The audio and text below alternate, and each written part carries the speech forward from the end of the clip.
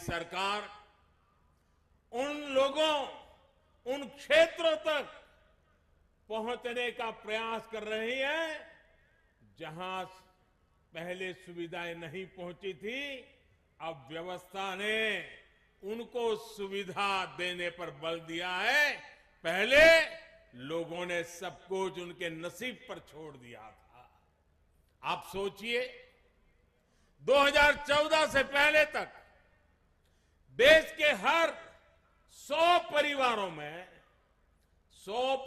में से सिर्फ 50-55 परिवारों के, यानी करीब करीब आधे घरों में ही एलपीजी गैस कनेक्शन था। असम में तो रिफाइनरी और सुविधाओं के बावजूद भी 100 में से सिर्फ 40 परिवारों के पास ही गैस कनेक्शन उपलब्ध था। 60 लोगों के पास नहीं था। गरीब बहनों बेटियों को रसोई के धुएं और बीमारियों के जाल में रहना उनके जीवन की बहुत बड़ी मजबूरी थी। हमने उज्ज्वला योजना के माध्यम से इस स्थिति को बदल दिया है। असम में आज गैस कनेक्शन का दायरा तकरीबन करीब 100% हो रहा है। यहां बोगईगांव रिफाइनरी के इर्द गिर्द के जिलों में ही 2014 के बाद 3 गुना से ज्यादा एलपीजी कनेक्शन बढ़ गए हैं। अब इस बार के केंद्रीय बजट में 1 करोड़ और गरीब बहनों को उज्ज्वला के मुफ्त एलपीजी कनेक्शन देने का प्रावधान किया गया है। साथियों, गैस कनेक्शन हो, बिजली कनेक्शन हो, खाद्य उत्पादन हो, इसमें कमी का सबसे ज्यादा नुकसान हमारे देश के गरीब को, हमारे देश के छोटे किसान को ही होता है। आजादी के दशकों बाद भी जिन 18,000 गांवों में बिजली नहीं पहुंची थी, उनमें से अधिकतर गांव असम के थे, नॉर्थ ईस्ट के थे। पूर्वी भारत के अनेक फर्टिलाइजर कारखाने गैस के अभाव में या तो बंद हो गए या फिर बीमार घोषित कर दिए गए। भुगतना किसको पड़ा?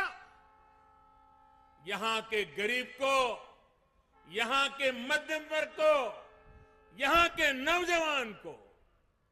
पहले की गलतियों को सुधारने के लिए उसका काम हमारी सरकार ही कर रही है। आज प्रधानमंत्री ऊर्जा गंगा योजना के तहत पूर्वी भारत को दुनिया की बड़ी गैस पाइपलाइन में से एक के जरिए जोड़ा जा रहा है। नीति सही हो, नीयत साफ हो तो नीयत भी बदल जाती है, नियति भी बदल जाती है।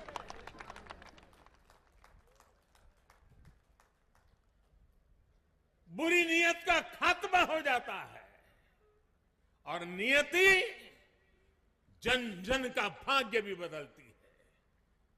आज देश में जो गैस पाइपलाइन का नेटवर्क तैयार हो रहा है, देश के हर गांव तक ऑप्टिकल फाइबर बिछाया जा रहा है।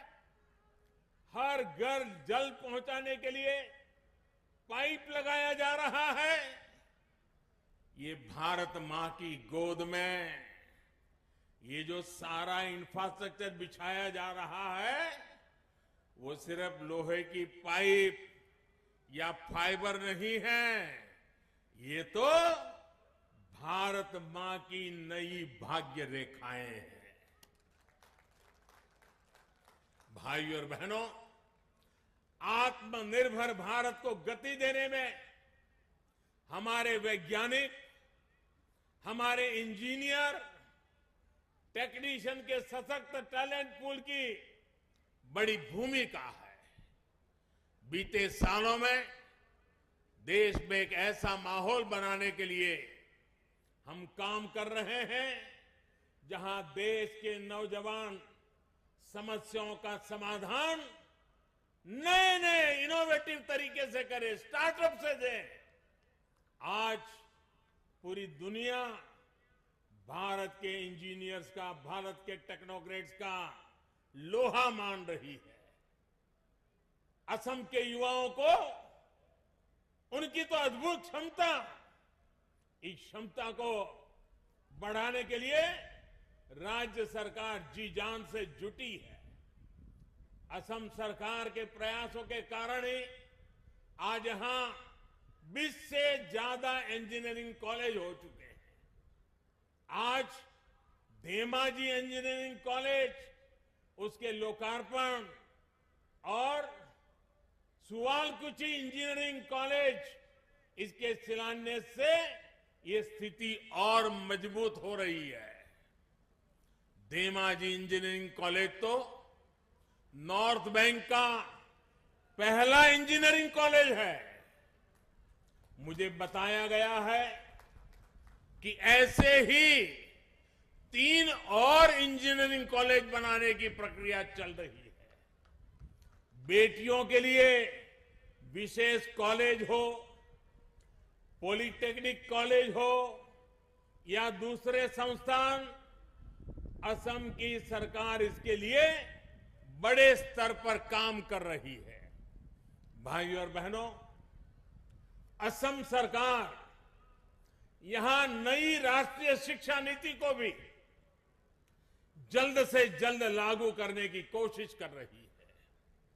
इस नई राष्ट्रीय शिक्षा नीति का लाभ असम को, यहां के जनजातीय समाज को, चाय बागान में काम करने वाले मेरे श्रमिक भाइयों बहनों के बच्चों को बहुत अधिक लाभ होने वाला है।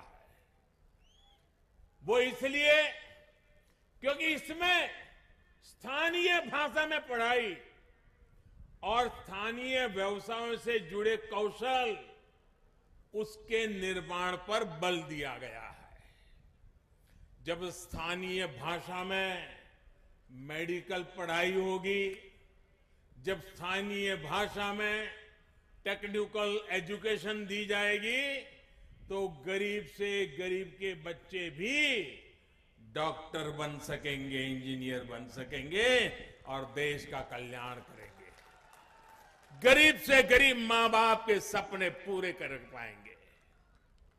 असम जैसा राज्य जहां टी, टूरिज्म, हैंडलूम और हैंडीक्राफ्ट आत्मनिर्भरता की बहुत बड़ी ताकत है, ऐसे में यहां के युवा जब इन स्किल्स को स्कूल और कॉलेज में ही सीखेंगे तो इससे बहुत लाभ होने वाला है। आत्मनिर्भरता की नींव वहीं से जुड़ने वाली है। इस साल के बजट में भी जनजातीय क्षेत्रों में सैकड़ों नए एकलव्य मॉडल स्कूल खोलने का प्रावधान किया गया है, जिसका लाभ भी असम को मिलेगा।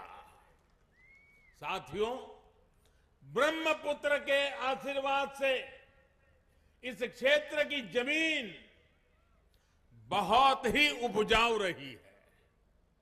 यहां के किसान अपने सामर्थ्य को बढ़ा सके, उन्हें खेती की आधुनिक सुविधाएं मिल सके, उनकी आय बढ़े, इसके राज्य और केंद्र सरकार मिलकर काम कर रही है। किसानों के बैंक खातों में सीधे पैसे ट्रांसफर करना हो, किसानों को पेंशन के लिए योजना शुरू करना हो, उन्हें अच्छे बीज देना हो, सॉइल हेल्थ कार्ड देना हो, उनकी हर जरूरत सर्वोपरि रखते हुए काम किया जा रहा है।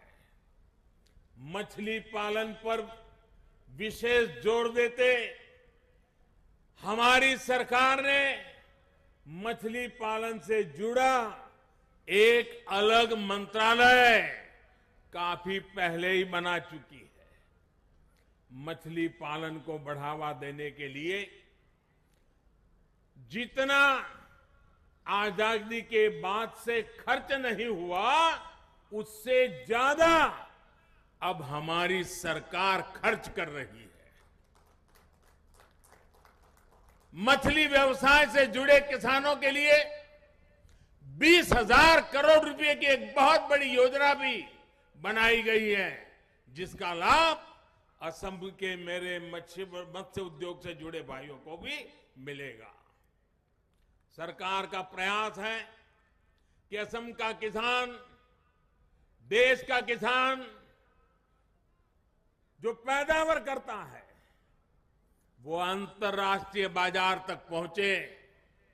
इसके लिए कृषि से जुड़े कानूनों में भी सुधार किया गया है। साथियों, असम की अर्थव्यवस्था में नॉर्थ बैंक के टी गार्डन्स की भी बहुत बड़ी भूमिका है। इन टी गार्डन्स, उसमें काम करने वाले हमारे भाइयों बहनों को जीवन आसान बने, ये भी हमारी सरकार की सर्वोच्च प्राथमिकताओं में से है। मैं असम सरकार की प्रशंसा करूंगा कि उसने छोटे चाय उत्पादकों को जमीन का पट्टा देने का भी अभियान चलाया हुआ है। भाइयों और बहनों, जिन लोगों ने दशकों तक देश पर राज किया, उन्होंने दिसपुर को दिल्ली से बहुत दूर मान लिया था। इस सोच की वजह से असम का बहुत नुकसान हुआ। लेकिन अब दिल्ली दूर नहीं है, दिल्ली आपके दरवाजे पर खड़ा है। बीते वर्षों में सैकड़ों बार केंद्र सरकार के मंत्रियों को यहां भेजा गया है ताकि आपकी मुश्किलें वो जाने, जमीन पर जो काम हो रहा है उसे देखें और आपकी जरूरतों को ध्यान में रखते हुए योजनाएं बननी चाहिए, और वो दिशा में हम प्रयास किया है। मैं भी अनेकों बार आसाम आया हूं ताकि आपके बीच आकर आपकी विकास यात्रा में मैं भी एक सहभागी बन सकूं। असम के पास सब कुछ है जो यहां के हर नागरिक को बेहतर जीवन देने के लिए चाहिए। अब जरूरत इसकी है कि विकास का, प्रगति का जो डबल इंजन चल रहा है, जरा उस डबल इंजन को और मजबूत करने का मौका आपके पास आ रहा है। मैं असम के लोगों को विश्वास दिलाता हूं, आपके सहयोग से, आपके आशीर्वाद से असम के विकास में और तेज गति आएगी। असम विकास की नई ऊंचाई पर पहुंचेगा। भाइयों बहनों, मैं जानता हूं अब आप चुनाव का इंतजार करते होंगे। शायद मुझे याद है कि पिछली बार जब चुनाव घोषित हुआ था वो शायद 4 मार्च को हुआ था। इस बार भी मैं संभावना देखता हूं कि मार्च के प्रथम सप्ताह में कभी भी चुनाव की घोषणा हो जाएगी। इलेक्शन कमीशन का वो काम है, वो करेंगे। लेकिन मेरी कोशिश रहेगी कि चुनाव घोषणा होने से पहले जितनी बार असम आ सकूं, पश्चिम बंगाल जा सकूं, केरल जा सकूं, तमिलनाडु जा सकूं, पुडुचेरी जा सकूं, मैं पूरी कोशिश करूंगा। मार्च 7 अगर मान ले हम चुनाव घोषणा की, तो ये जो भी समय मिलेगा, क्योंकि पिछली बार 4 मार्च को हुआ था, उसके आसपास इस बार भी हो सकता है, जो भी हो, मैं आपके बीच आने का निरंतर प्रयास करता रहूंगा। और भाइयों बहनों, आज इतनी बड़ी तादाद में आकर के आपने हमें आशीर्वाद दिए हैं, विकास की यात्रा के लिए आपने हमारे विश्वास को मजबूत किया है, इसके लिए मैं आपका हृदय से आभार व्यक्त करता हूं। और इसी विश्वास के साथ मैं फिर एक बार इतनी सारी विकास की योजनाओं के लिए, आत्मनिर्भर असम बनाने के लिए, भारत के निर्माण में असम के योगदान के लिए, असम की युवा पीढ़ी के उज्जवल भविष्य के लिए, असम के मछुआरे हो, असम के किसान हो, असम की माताएं बहनें हो, असम का मेरा आदिवासी भाई बहन हो, हर एक के कल्याण के लिए आज जो अनेक विधि योजनाओं का लोकार्पण शिलान्यास हुआ है, इसके लिए भी मैं आप सबको हृदय से बहुत बहुत बधाई देता हूं, बहुत बहुत शुभकामनाएं देता हूं। दोनों मुट्ठी बंद करके पूरी ताकत से मेरे साथ बोलिए, भारत माता की, भारत